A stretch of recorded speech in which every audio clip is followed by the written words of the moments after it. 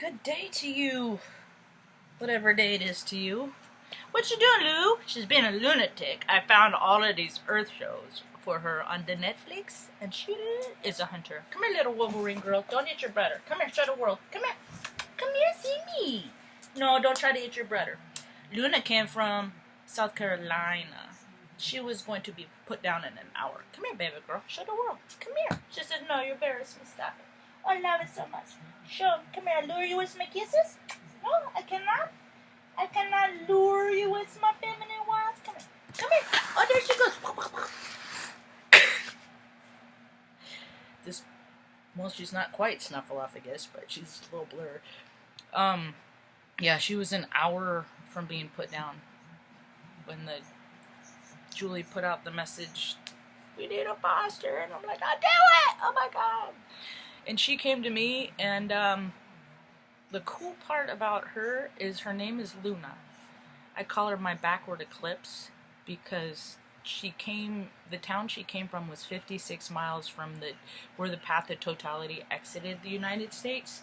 And when she came up through rescue, I know she at least came through St. Joe, Missouri. And then we ended up in Salem. I gotta get her little ass to the beach so she can complete her little moon cycle, because then we ended up here in Sally, Oregon. And then, I mean, when we moved out here, I mean, I knew that the eclipse was on my radar. Like, way out there, but I didn't realize, like, it was going... The rest of the pieces came into the play after the fact. So it was just really cool that she's my backwards eclipse. She knew the path before the fucking universe did. She's my little messenger lady. So she's Luna. Anyway, I think she's got some kind of hunter. She hunts, and she lurks in the backyard. She'll go back and forth through the same bush, just in a zone, entranced. And so I put these, right, wrong, or indifferent, I put these shows on because she likes it, and that noise is her running up against the dresser trying to help. And it's fun. It's the vibration. She affirms my vibration deal because she knows when there's like, she'll start to stalk when whatever's stalking on the TV. It's pretty. Anyway, life has been pretty good for me. This whole thing has been kind of, I know I've been needing to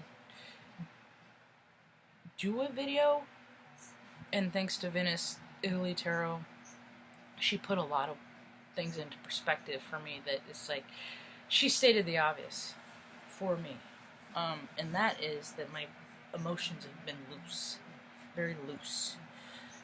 Still have been meditating every day, an hour. At least, sometimes longer. I haven't exactly vaporized, but I mean, I can go to my, and it's so hard to differentiate because our soul, our bodies and our conscious, they're merging. I mean, we're living as our souls. They're combining, they're like melding. When for so long it's like you had, Grandma and Grandpa told you that when you die you go to heaven, and then you get reincarnated into something else, and it's just a story. But now it's like that's your spirit going from one life to another, and now it's like people are remembering their past lives, and people are remembering flying in UFOs, and people are remembering all these things because we have to, because light wins over dark, and it's been too much control on this planet for far too long. And enough is enough. I feel weird. Yeah, I'm a stoner, so yeah, I should and all that. It makes you feel weird, but I mean, energetically, like my body feels weird. And I cry all the time. This last episode of The Good Doctor, I was like, oh my god. Because it's kind of, see, and that's why I like TV and music so much, because that's how I get my signs, that affirmations of whether I'm on my proper course or not, is because, like, the good doctor was pointing as to where I am socially in life today. And I know that other people feel the same way. So I go out and I be social. Now, my circumstances have dictated that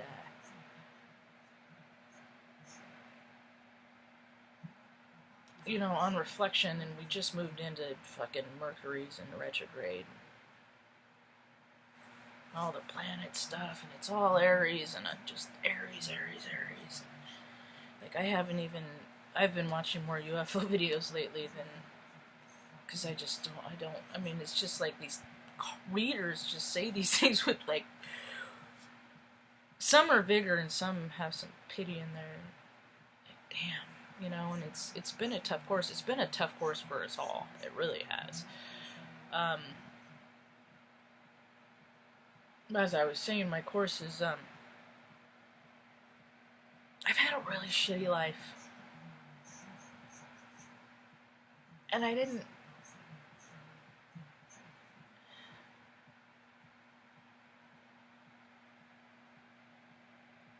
mean to. And the best takeaway for that is in other people like me, because people, I mean, the light workers are the fucking... I'm not saying that there aren't any privileged light workers. Maybe there are. I believe in everything's possible reality. Anything's possible reality, so I'm sure in some timeline that could be a thing. There has to be. Light workers are everywhere, and they're interjected every place, because all that we do is make people better that are around us. That's all that we do. All you have to do to be a spiritual being is to not be a dick. No more, no less. It starts with that. The guy that speeds up at the pedestrian, and this has happened to me a lot, just so he can slow down to honk his horn to get pissed at me, they're not a good guy. I could give examples all day long that people act like they're good people and they're just not. People still go to church. I don't know. I don't know.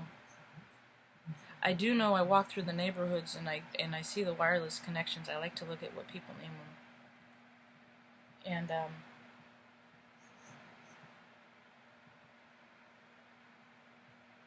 churches have Wi-Fi and they lock it down, which I think is really weird considering that they are exempt from paying any kind of tax. So why don't you, share that abundance with your neighbors and give them some free Wi-Fi too, or maybe a pedestrian on the street. Nah, probably didn't consider that. But you drive a real nice car, preacher man. I'm seeing a lot of readers. I get what they're talking about when they talk about freaking false prophets. I get it. It's clear to me. There's so many, and I think false prophet is freaking salespeople that are freaking selling shit that people don't have any fucking need for. I think of false prophets as these, what are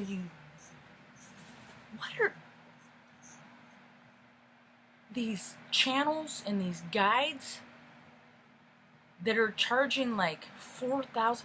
I get invites, $500 off. How fucking much are you charging that it's $500 off? And how? People are really missing the point. When I say, what are you doing with your abundance?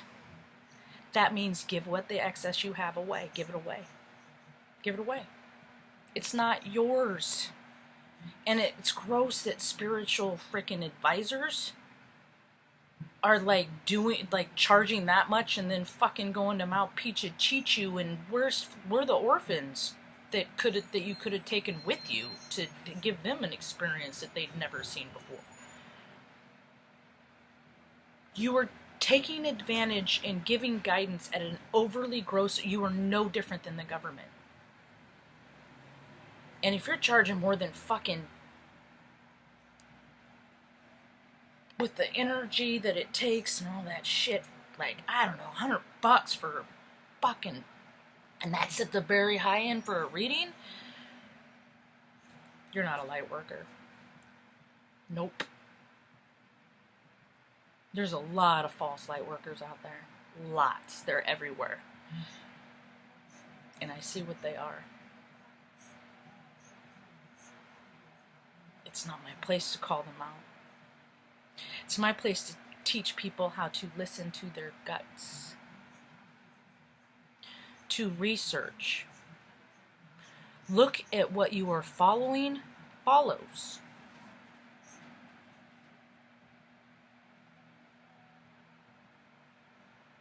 It's getting to the point that it's like you can't freaking afford to freaking allow anything freaking negative in your life. You can't. People can't.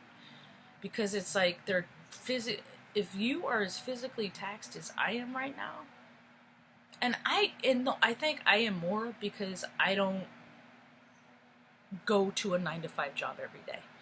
I don't. I go in nature a lot. You know, I live a 5D life. I live in 5D. I dip back into 3D. And quite frankly,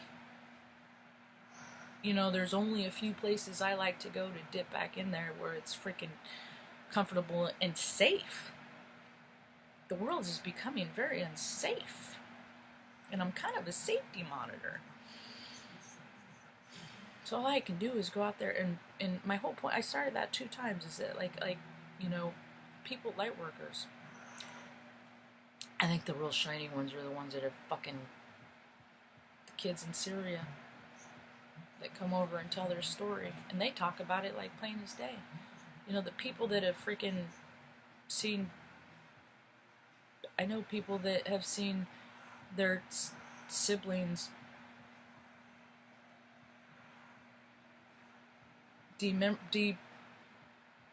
cut up and put out like in the trash. I know people that have had that experience. But see, people don't like to talk about that, but when you think about how that alters you, and then you're expected to live in a society where you have to pay fucking every year to drive on the street when police don't, they are exempt, when there's so many exclusive clubs where so many people are exempt. It's weird. Anyway, I'm gonna go get some. My buddy, he started working in the bakery, and oh my god, my birthday's coming, and I almost want to get a new pastry every day because I love birthdays. Anyway, so I'm gonna go up and get some cinnamon rolls and see if there's anything hot in the oven. I hope you all have a rad day.